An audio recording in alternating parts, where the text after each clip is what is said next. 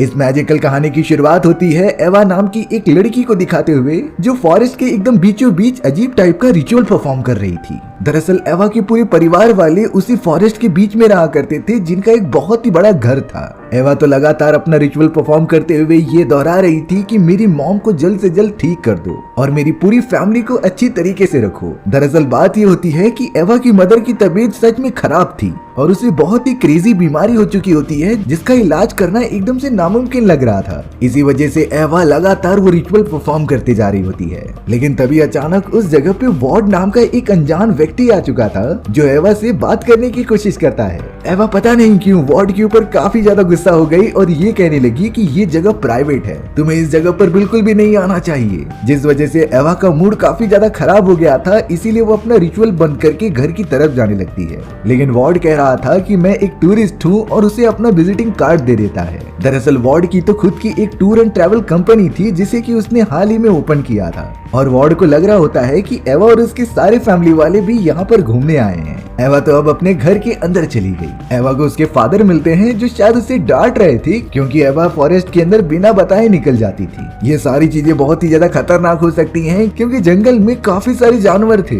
लेकिन एवा को देखकर ऐसा लग रहा था कि उसके फादर द्वारा कही गई बातें वो बिल्कुल सीरियस नहीं लेती। ये सारी चीजें उसके लिए बहुत ज्यादा कॉमन हो चुकी होती है। एवा तो धीरे धीरे चलते हुए अपने फार्म में चली जाती है जहाँ पर उसका एक भाई बैठकर सिगरेट पी रहा था। हालांकि एवा ने ये सारी चीजें देख ली होती है लेकिन उसका भाई कहने लगा कि तुम फादर को ये मत बताना। एवा का मूड सच में बहुत खराब हो चुका था, इसीलिए वो बिना कुछ कहे वहाँ से निकल जाती है। अब यहाँ पर एवा अपने सबसे छोटे भाई जिसका नाम सैम था उसके पास आ गई होती है जो कि एक कुएं के नीचे देख रहा होता है। एवा तो सैम से पूछने लगी कि आखिर तुम यहाँ पर क्या कर रहे हो। तब जाकर सैम कहता है कि दादाजी ने बताया था कि इस कुएं के अंदर मल्टीपल स्टार्स निकलते हैं और जो भी लगातार उसे देखते रहेगा तो वो स्टार्स बाहर आ जाएंगे। एवा सैम को समझाते हुए ये कहती है कि ये सारी बातें बिल्कुल भी गलत हैं, इनमें से कोई भी बात पर तुम भरोसा मत करो। फिर बाद में जाकर एवा को पता चला कि सैम को तो उसके फादर ने यहाँ पर भेजा है पानी लाने के लिए। एवा को फिर से गुस्सा आता है क्योंकि उसने अपने फैमिली मेंबर्स को कहा था कि उन्हें मिनरल वाटर पीना चाहिए, ना ही इस कुएं का पानी। अब वो दोनों भी घर के अंदर आ जाते हैं जहाँ पर एवा के फादर ने उनके लिए खाना बनाया था। सभी लोग बहुत ही मजे से डाइनिंग टेबल पर बैठ गए थे। फिर बाद में एवा के फादर रिवील करते हैं कि मैंने तुम्हारे लिए डक बनाया है। एवा और उसके भाइयों का तो चेहरा बहुत ही ज्यादा खराब हो चुका था क्योंकि उनमें से कोई भी इस डिश को पसंद नहीं करता। एवा के फादर तो अपनी वाइफ को भी बुलाते हैं जो कि एक ट्रेडर थी और वो लगातार अपने ऊपर वाले कमरे में अपने क्लाइंट्स को हैंडल कर रही होती है। एवा के फादर जब अपनी वाइफ को डिनर के लिए बुलाने आते हैं तो वो भी गुस्सा हो गई क्योंकि कई सारे क्लाइंट्स उसके हाथ से निकल चुके थे। एवा की मदर डिनर पर तो आ जाती हैं लेकिन वो अपने हस्बैंड पर चिल्ला रही थी क्योंकि उनका मानना था कि इंटरनेट कनेक्शन बिल्कुल भी स्टेबल नहीं है, नहीं तो मैं कई सारे क्लाइंट्स खो दूंगी। एवा के फादर तो इस प्रॉब्लम का सोल्यूशन निकालते हैं जिसके बाद वो सभी लोग खाना खाकर सो गए थे। अब यहाँ सारे फैमिली मेंबर्स तो सोने चले गए थे लेकिन सैम को नींद नहीं आ रही थी। सैम जैसे ही अपने कमरे से बाहर की तरफ आता है तभी उसे पिंक कलर की रोशनी दिखाई देती है। सैम को लग रहा था कि कोई अनजान सी चीज उसके तरफ बढ़ रही है जो कि उसे मारना चाहती है, इसीलिए वो बहुत ही ज्यादा डर गया और काफी तेजी से चिल्लाने लगा। वो पिंक कलर की रोशनी इतनी ज्यादा बढ़ गई थी कि सैम की आंखें दर्द देने लगी और अब सैम के इतना ज्यादा आवाज करने के कारण उसके फादर और मदर सभी लोग उठ जाते हैं। वो जल्द से जल्द सैम को लाकर चेक करने लगे कि वो ठीक है कि नहीं। सैम तो पता नहीं क्यों बाहर की तरफ इशारा दिखाकर काफी ज्यादा रो रहा था, इसीलिए सैम के फादर उसे कंफर्टेबली अंदर रखकर बाहर देखने चले जाते हैं कि आखिर प्रॉब्लम क्या है। तब वो भी पूरी तरीके से चौंक गए क्योंकि उस जगह पर एक बहुत ही बड़ा मीटेरॉइड नीचे गिरा था। सबसे अलग बात ये होती है कि इस मीटेरॉइड में से पिंक कलर की रोशनी निकल रही थी, बल्कि ऐसा बिल्कुल भी नहीं होता क्योंकि मीटेरॉइड तो ब्लैक कलर के होते हैं और उनमें तो इस तरीके की कोई भी रोशनी नहीं होती। एवा के फादर और उसकी पूरी फैमिली को ही नहीं समझ रहा था कि इस मोमेंट पर क्या किया जाए, इसीलिए फिलहाल के लिए वो सैम को अंदर लाकर कंफर्टेबल फील कराते हैं। सैम की मदर कह रही थी कि मुझे इसकी तबीयत ठीक नहीं लग रही है, इसीलिए हमें इसे हॉस्पिटल में लेके जाकर एडमिट करना होगा। लेकिन सैम के फादर कह रहे थे कि इसे हॉस्पिटल नहीं लेके जा सकते क्योंकि हॉस्पिटल यहाँ से काफी ज्यादा दूर था, इसीलिए उन्होंने कहा कि शायद सैम थोड़ा सा डरा है जो कि थोड़ी देर में ही ठीक हो जाएगा। अब यहाँ सैम के फादर ने तुरंत ही पुलिस ऑफिसर्स को कॉल कर दिया, जो कि सुबह सुबह आ जाते हैं इन्वेस्टिगेशन के लिए। वहाँ पर सैम के फादर को भी बुलाया गया ताकि वो पूरी इन्फॉर्मेशन दे सके कि आखिर यहाँ पर हुआ क्या था। सैम के फादर उन पुलिस ऑफिसर्स को बता रहे थे कि यहाँ पर पिंक कलर का मीटेरॉइड गिरा था, लेकिन पता नहीं उस मीटेरॉइड में से निकलने वाली वो रोशनी कहाँ चली गई। वहाँ पर तो एक नॉर्मल पत्थर का टुकड़ा गिरा होता है। अब उन सारे ऑफिसर्स में हमें पता चला कि वॉर्ड नाम का वही लड़का मौजूद है जो कुछ समय पहले एवा से मिला था। दरअसल वो अपनी टूर्स एंड ट्रैवल कंपनी चलाने के साथ साथ यहाँ पर मदद भी करने आता था। पुलिस ऑफिसर्स तो वार्ड को वहाँ पर बुलाकर पूछने लगी कि आखिर इस बारे में क्या इन्फॉर्मेशन है तुम्हारे पास। वार्ड जब उस पत्थरों की टुकड़ों को देखता है तब वो अंदाजा लगाने लगा कि शायद ये कोई स्टार्स है जो कि दूर किसी गैलेक्सी से यहाँ पर आकर गिरा है, क्योंकि स्टार्स के अंदर ही चमकने की एबिलिटीज मौजूद होती थी जिससे वो चारों तरफ स्प्रेड कर सकती है। एवा तो वार्ड को देखकर थोड़ा चौंक गई कि वो यहाँ पर क्या कर रहा है। तब वार्ड ने उसे सब कुछ बताया कि वो इस तरीके से डिपार्टमेंट में काम करता है जिससे कि वो नॉर्मल फॉरेस्ट में फंसे हुए लोगों की मदद कर सके। अब एवा के फादर वार्ड को लेकर अपने फार्म में चले जाते हैं क्योंकि उनके जानवर कई दिनों से बहुत ही ज्यादा चिल्ला रहे थे और उनकी तबीयत अजीब तरीके से खराब हो चुकी थी। एवा के फादर अपने सारे जानवरों को अपने फैमिली मेंबर्स जैसा रखते थे, इसीलिए उन्हें काफी फिक्र भी होने लगी। वार्ड अब इन चीजों को अच्छे से गौर करके समझता है कि प्रॉब्लम क्या हो सकती है। वो तो एवा के फादर से पूछने लगा कि यहाँ पर आसपास और किसका घर है। एवा के फादर कहते हैं कि ज्यादा लोग नहीं, सिर्फ एक बूढ़ा आदमी पास ही में रहता है। उसका घर तो थोड़ी ही दूरी पर है, लेकिन हमारी कभी बातचीत नहीं होती। वार्ड यहाँ पर कह रहा था कि मुझे इस पूरे इलाके के पानी की जांच करनी है क्योंकि पानी के रास्ते से ही ये बीमारियां फैलती थी और शायद उस इन्फेक्टेड पानी को पीने के बाद ही इन जानवरों की तबीयत खराब हुई है। वार्ड के कहने पर एवा के फादर अपने बड़े बेटे को भेज देते हैं उसे दिखाने के लिए बूढ़े आदमी का घर। वार्ड भी लगातार ट्रैवल करते हुए एवा के भाई के साथ उस जगह पर चला गया था। अब यहाँ वार्ड जब उस बूढ़े आदमी जिसका नाम माइकल होता है उससे मिल रहा था तो माइकल ने तुरंत ही बता दिया कि तुम एक टूरिस्ट हो जो कि यहाँ पर इन्वेस्टिगेशन करने आए हो। वार्ड थोड़ा सा चौंक गया कि आखिरकार इस बूढ़े आदमी को मेरे बारे में कैसे पता। तब जाकर बॉब कहता है कि इस पूरे एरिया में जो भी होता है मुझे सीसीटीवी कैमरा से पता चल जाता था। दरअसल बात ये होती है कि ये बूढ़ा आदमी माइकल एक इलेक्ट्रीशियन होता है जिसने कि हर एक पेड़ के ऊपर सीसीटीवी कैमरास लगा कर रखे थे, यानी कि फॉरेस्ट के अंदर जो भी आ जा रहा है और क्या एक्टिविटीज परफॉर्म हो रही है वो सारी चीजें माइकल को अच्छे से पता है। वार्ड और एवा का भाई तो अंदर आ जाते हैं जिसे कि माइकल कुछ पीने के लिए दे रहा था, लेकिन एवा का भाई कहता है कि मुझे यहाँ के पानी में कुछ गड़बड़ी लग रही है, इसीलिए वो कॉफी पीता ही नहीं। तब जाकर वार्ड ने कहा कि मुझे यहाँ के पानी के सैंपल्स लेबोरेटरी में भेजने होंगे जिससे कि मैं उनके ऊपर रिसर्च करके पता लगाऊं कि आखिर डिफरेंस क्या है। माइकल पता नहीं क्यों वार्ड और एवा के भाई को बड़ी गौर से देख रहा था, जैसे लग रहा था कि वो उन दोनों से कुछ छुपा रहा है। अब धीरे धीरे रात का समय हो जाता है जहां आसमान में काफी बिजली कड़क रही थी। एवा घर से बाहर निकलकर नोटिस करती है कि बहुत सारी बिजली के झटके उसी मीटेरॉइड के ऊपर आकर गिर रहे थे। ये सीन देखने में जितना खतरनाक था उतने ज्यादा फैसिनेटिंग होता है क्योंकि जब भी वो बिजली के झटके लगते वो मीटेरॉइड और भी ज्यादा पिंक कलर की रोशनी फैलाता। एवा के फादर भी उस जगह पर आ गए थे जो उसे बड़े ध्यान से देख रहे होते हैं। हालांकि उन दोनों को साइंटिफिक रीजन नहीं पता होता कि आखिर ये चीजें किस लिए परफॉर्म हो रही हैं, लेकिन वो दोनों तो उसी पूरे सीन को देखने में बिजी हो गए। एवा पता नहीं क्यों बहुत ही ज्यादा मुस्कुरा कर हंसने भी लगी थी, लेकिन एवा की फैमिली को क्या पता था कि यही खतरनाक मीटेरॉइड उनके लिए आगे चलकर जानलेवा बन जाएगा। अब हमें वार्ड को दिखाया गया जो उस जगह के पूरे पानी का पीएच चेक कर रहा था, यानी कि वो चेक कर रहा होता है कि ये पानी एसिडिक है या फिर नॉन एसिडिक। वहीं अब हमें एवा और उसकी मदर को दिखाया जाता है जो सुबह होने के बाद उसी मीटेरॉइड के पास आकर चेक कर रहे थे, लेकिन वो मीटेरॉइड तो वहाँ से गायब हो चुका था। इस बारे में उन्हें कुछ अंदाजा नहीं होता, लेकिन दोनों खुश थे कि आखिर ये मुसीबत टल गई। वो मीटेरॉइड यहाँ से चला गया जिससे कि उन्हें अब कोई खतरा नहीं है। लेकिन अब तो उस जगह पर काफी सारे न्यूज रिपोर्टर्स आ चुके थे जो कि उस मीटेरॉइड की न्यूज को अपने चैनल पर कवर करना चाहते होते हैं। इन सारी चीजों के बारे में कई सारी न्यूज बनने लगी थी।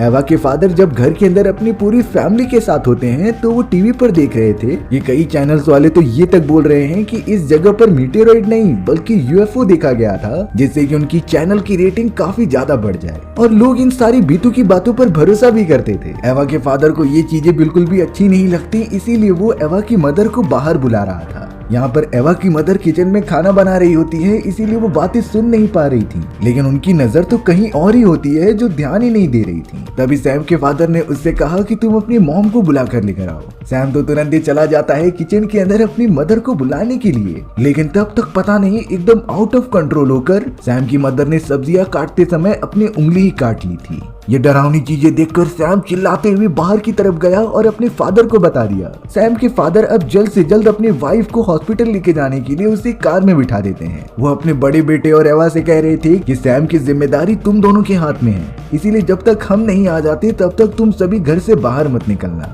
सैम के फादर अपनी वाइफ को लेकर तुरंत ही हॉस्पिटल की तरफ रवाना हो चुके थे। एवा भी थोड़ा सा डर गई थी कि आखिर अचानक ऐसी कौन सी चीज हो गई जिससे कि उसकी मदर ने अपना हाथ ही काट लिया। फिलहाल के लिए वो तीनों भाई बहन अपने पेरेंट्स के बिना ही एक रात गुजारते हैं। एवा को पता नहीं क्यों रात भर नींद नहीं आ रही थी और उसे डर भी लग रहा था, लेकिन ये सारी चीजें तो डर की एक शुरुआत है। अब सुबह होने पर सैम पता नहीं गार्डन एरिया में किसी से बातें कर रहा था। एवा भी जल्द से जल्द अपने छोटे भाई सैम के पास आकर पूछने लगी कि आखिर तुम क्या बोल रहे हो और किससे बात कर रहे हो। एवा ने नोटिस किया कि उन दोनों के अलावा वहाँ पर कोई भी नहीं था, तो आखिरकार सैम बात किससे कर रहा है। उन दोनों के सामने तो वही कुआं मौजूद था जिसमें कि सैम हमेशा देखा करता। अब ये सारी चीजें एवा को काफी ज्यादा अजीब लगती हैं, इसीलिए वो जल्द से जल्द अपने फादर को कांटेक्ट करने की कोशिश कर रही थी और सैम की हालात के बारे में बताती है, लेकिन एवा के फादर इतना ज्यादा बिजी थे कि वो अपनी बेटी का कॉल ही नहीं उठा पाते। इस बात से एवा भी थोड़ा सा नाराज हो गई। एवा जब घर के अंदर चली गई तब हमें सैम को दिखाया गया जो कि एक अजीब तरीके के दिखने वाले कीड़े से बातें कर रहा था। वो कीड़ा किसी मेंटस जैसा दिख रहा होता है, लेकिन उसका पूरा कलर पिंक था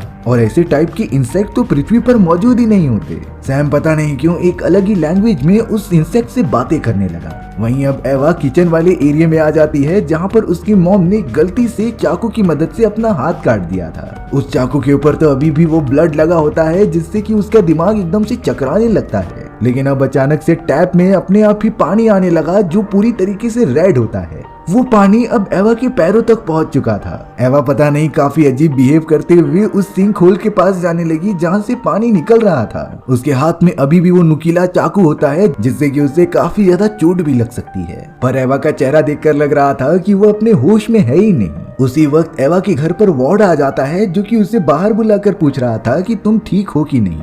एवा तो वार्ड से कहती है कि हमारे घर पर हमारे पेरेंट्स नहीं हैं, इसीलिए तुम इस वक्त चले जाओ और बाद में आना। वार्ड ने नोटिस किया कि एवा थोड़ी सी डरी हुई है और वो जरूर कुछ छुपा रही है, लेकिन अब एवा के कहने पर वार्ड वहाँ से जाने लगता है। वार्ड ने भी एवा के छोटे भाई सैम को गार्डन में खड़ा हुआ देखा जो किसी से बातें कर रहा था। वो तो तुरंत सैम से पूछता है कि आखिर तुम किससे बात कर रहे हो। सैम ने जवाब दिया कि मैं अपनी फ्रेंड से बात कर रहा हूँ जो सामने ही बैठी है। वार्ड का दिमाग एकदम से चकराने लगा था क्योंकि सभी लोग उसके साथ मजाक ही कर रहे हैं। वो तो इन बातों को बिल्कुल भी सीरियस नहीं लेता और डायरेक्टली आगे बढ़ने लगता है उस बूढ़े आदमी माइकल के घर पर, जहाँ पर वो अपनी और इन्वेस्टिगेशन करेगा। माइकल के घर जैसे ही वो पहुँचता है तभी माइकल जमीन पर एक अजीब तरीके का हेडफोन लेकर कुछ सुन रहा था। वार्ड ने जब उससे पूछा कि आखिर तुम इस तरीके का बिहेव क्यों कर रहे हो, तब जाकर माइकल बता रहा था कि जमीन के अंदर एलियंस आ चुके हैं और वो एक दूसरे से कम्युनिकेट करने की कोशिश कर रहे थे। माइकल तो वार्ड को एक हेडफोन भी देता है जिसके अंदर से ये सारी बातें सुनी जा सकती थी। हालांकि वार्ड को कुछ आवाजें तो आती हैं, लेकिन वो उन्हें समझ नहीं पा रहा था। माइकल बार बार कहता है कि ये आवाजें एलियंस की हैं जो अपने लैंग्वेज में बातें कर रहे हैं। अब वार्ड को ये सारी बातें एकदम बचकानी लगती हैं और वो इन्हें सीरियसली नहीं लेता, जिसके बाद वो माइकल को उसकी हालत पर ऐसे ही छोड़कर चला गया था। अब यहाँ देखकर लग रहा था कि एवा की मदर एकदम नॉर्मल हो चुकी है, सिर्फ उन्हें तो कुछ दिनों की रेस्ट की जरूरत है। लेकिन अब रास्ते में जैसे ही वो आगे बढ़ रहे थे तभी एकदम बीचों बीच अजीब तरीके का क्रिएचर आ गया जिसकी आंखों से पिंक कलर की रोशनी निकल रही थी। इस जानवर को देखकर तो एवा के फादर ने तुरंत ही कार रोक दी। वो दोनों इससे बहुत ही ज्यादा डर जाते हैं, लेकिन उस जगह के थोड़ा पास ही में सैम भी एक कुत्ते के साथ बैठा हुआ था। तब हमें दिखाया जाता है कि सैम के सामने भी पिंक कलर की रोशनी चमकती जा रही है जो उसके पास आ रही थी। सैम तो काफी ज्यादा डरकर अपने मॉम एंड डैड के पास आ गया जो कि अपनी कार रोड के बीच में ही रोककर खड़े थे। घर पर पहुंचते ही सैम के फादर अपने दोनों बेटे बेटियों को डांट रहे थे क्योंकि उन्होंने सैम को अकेला छोड़ दिया, जबकि इसकी जिम्मेदारी उन दोनों के ऊपर आती है। अब सभी लोग कैसे भी करके घर के अंदर चले जाते हैं क्योंकि काफी ज्यादा रात हो चुकी थी। एवा के फादर तो अब लगातार शावर लेकर नहा रहे थे, लेकिन तभी उन्हें अचानक एक सिंक के अंदर जेली टाइप का सब्सटेंस दिखाई देता है। उस जेली को उठाते ही अचानक वो उनके हाथों पर पूरी तरीके से फैलने लगी। एवा के फादर ने तुरंत ही उस जेली को दूर फेंक दिया, जो कि पूरी तरीके से बिखर कर नीचे चली जाती है। अब वो पूरी तरीके से फ्रेश होकर टीवी पर न्यूज देखने चले आए थे कि आखिरकार उनके यहाँ पर क्या ट्रेंडिंग चल रहा है। लेकिन अचानक एवा के फादर ने नोटिस किया कि उनके हाथ पर इन्फेक्शन हो चुका है, जो धीरे धीरे पूरी बॉडी पर फैलता जा रहा था। जरूर ये चीजें उसी खतरनाक जेली की वजह से हुई हैं जो उन्हें वॉशरूम में मिली थी, और अब शायद इतनी जल्दी इसका असर खत्म नहीं होने वाला। अब सैम और उसका बड़ा भाई बेन एक दूसरे से बैठकर कुछ बातें कर रहे थे। सैम कहता है कि मुझे अब यहाँ से काफी ज्यादा डर लगने लगा है, क्योंकि हमारे घर में बहुत सारी अजीब चीजें हो रही हैं। वहीं पर हमें एवा को दिखाया जाता है जो अपने उसी रिचुअल को परफॉर्म कर रही थी जो लास्ट टाइम कंप्लीट नहीं हो पाया, पर इसका क्या परिणाम होगा एवा को जरा भी अंदाजा नहीं होता। वहीं अब सैम और बेन घूमते हुए उस जगह पर चले जाते हैं जहां पर उनके फादर ने सभी जानवरों को एक साथ रखा था। अचानक वो जानवर चिल्लाने लगे, इसीलिए वो दोनों उनके पास चले जाते हैं, लेकिन वो पूरी तरीके से शॉक रह गए क्योंकि कई सारे जानवर एक दूसरे से कंबाइन होकर काफी खतरनाक बन चुके थे और उनके अंदर से वही पिंक कलर की रोशनी बाहर निकल रही होती है। सैम और बेन इतना ज्यादा डर जाते हैं कि वो जोर से चिल्लाते हुए वहाँ से भागने लगे। हालांकि बेन एक दूसरी जगह पर चला जाता है, लेकिन सैम अपनी मॉम के पास चला गया था जिसके ठीक सामने वही पिंक कलर की रोशनी होती है। अब पता नहीं वो रोशनी बाहर निकलकर एक बिजली का झटका उसकी मॉम और सैम को देती है। ये झटका कुछ इस तरीके का था कि सैम और उसकी मॉम की बॉडी एक दूसरे से कंबाइन हो चुकी थी। सैम के फादर और उसका भाई जब वहाँ पर पहुँचते हैं तो वो पूरी तरीके से शॉक हो गए कि ये उनके साथ क्या हो गया। वो तो जल्द से जल्द अपनी वाइफ और अपने बेटे की बॉडी को उठाकर घर में लेकर आ जाते हैं। ये सीन देखने में इतना ज्यादा डरावना लग रहा था कि बेन की आंखें खुली की खुली रह गई, क्योंकि उसकी मॉम और छोटे भाई की बॉडी एक दूसरे से इस तरीके से कंबाइन हुई होती है जैसे लग रहा था कि वो कोई खतरनाक क्रिएचर है। सैम के फादर बेन से कह रहे थे कि जल्द से जल्द डॉक्टर को कॉल लगाओ क्योंकि इनकी हालत खराब है,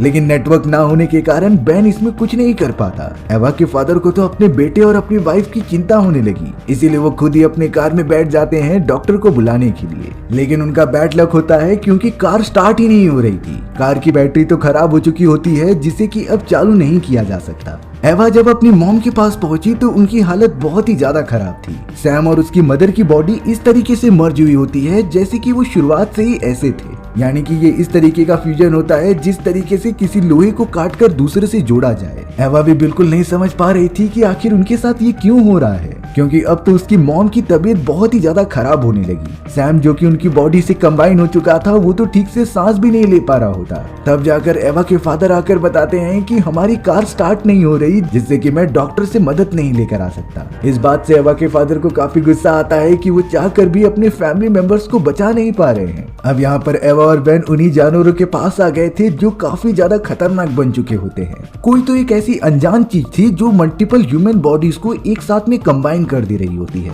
और यही चीजें बहुत ही ज्यादा खतरनाक बनती जा रही थी। अब बेन को उसी कुएं के अंदर से उसके कुत्ते की भौंकने की आवाज आती है, इसीलिए अब एवा के मना करने के बावजूद भी बेन उस कुएं के अंदर जा रहा था अपने कुत्ते को बचाने के लिए। लेकिन कुएं के अंदर से वही पिंक कलर की रोशनी काफी तेजी से बाहर निकलने लगी। ऐसा लग रहा था कि जमीन के अंदर से कोई तो है जो उनके ऊपर नजर रख रहा है। पिंक रोशनी अब जल्द से जल्द इतनी ज्यादा फैल जाती है कि वो पूरी तरीके से बेन को अपने अंदर खींच ले रही थी। बेन का तो कुएं के अंदर से नामो निशान मिट चुका था। एवा भी इस कंडीशन में कुछ नहीं कर पाती चिल्लाने के सिवा। अब अपने फैमिली की इस तरीके से हालत देखकर एवा के फादर का दिमाग पूरी तरीके से खराब हो चुका था। वो तो उन सारे जानवरों के पास आ जाते हैं जो एक दूसरे से कंबाइन हो चुके थे। इसीलिए अब गुस्से में आकर एवा के फादर ने अपनी गन निकाली और उन सारे जानवरों को मार दिया, क्योंकि वो एक तरीके से कंबाइन होने के बाद मरने ही वाले थे। हालांकि एवा के फादर को इतना तो पता चल चुका था कि वो अपनी वाइफ और अपने बेटे को इस तरीके से तड़पते हुए नहीं देख सकते, क्योंकि उन दोनों की बॉडी लिटरली एक दूसरे से कंबाइन हो चुकी है, तो उन्हें बाहर निकालना नामुमकिन था। इसीलिए बड़ी हिम्मत करके एवा के फादर उसकी वाइफ और सैम को ऊपर वाले कमरे में लेकर आता है गोली मारने के लिए।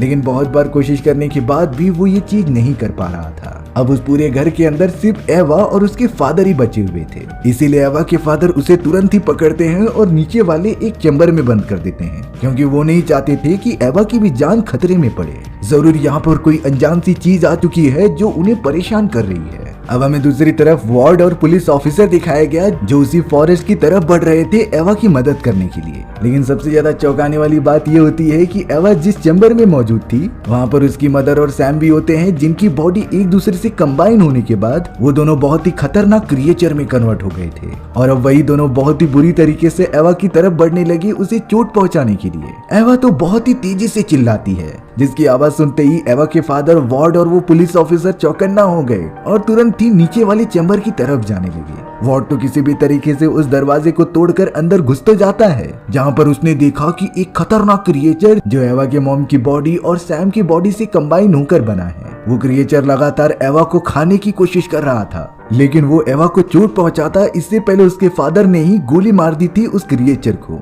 एवा के फादर सोच रहे थे कि उसने अपनी मॉम और अपने छोटे बच्चे को जान से मार दिया, पर फिलहाल के लिए वो उसके फैमिली नहीं बल्कि खतरनाक क्रिएचर थे। वार्ड तो एवा को लेकर तुरंत ही ऊपर की तरफ आने लगा जहां वो सुरक्षित रहेंगे, लेकिन बाहर पता नहीं क्यों वो पिंक रोशनी चारों तरफ फैल चुकी थी जो धीरे धीरे घर को कवर करते रहती है। हालांकि एवा के फादर बिल्कुल नहीं जानते थे कि इन पिंक रोशनी के पीछे कौन है, इसीलिए वो गन लेकर पिंक रोशनी की तरफ चले गए किसी को भी मारने के लिए। वार्ड तो एवा और पुलिस ऑफिसर के साथ ऊपर की तरफ आ चुका था, पर तभी वो नोटिस करते हैं कि एवा के फादर ने उनकी तरफ गन पॉइंट करके रखा है। लेकिन वो पुलिस ऑफिसर या फिर वार्ड को नहीं मारना चाहते थे, बल्कि उस पिंक रोशनी की तरफ हमला करना चाहते हैं। पर शायद पुलिस ऑफिसर ने इन सारी चीजों को गलत वे में ले लिया। वो समझ रहे थे कि एवा के फादर हम पर हमला कर रहे हैं, इसीलिए उसने अपनी गन निकाली और डायरेक्टली एवा के फादर को शूट कर दिया। एवा के फादर तड़प तड़प कर वहीं मर जाते हैं। हालांकि उनकी कोई गलती नहीं थी, वो तो सिर्फ अपनी बेटी को प्रोटेक्ट कर रहे थे। एवा इस बात से बहुत ज्यादा दुखी हो जाती है क्योंकि उसने अब तक अपने पूरी फैमिली मेंबर्स को खो दिया है। वो तो वार्ड के साथ जाने से मना ही कर देती है।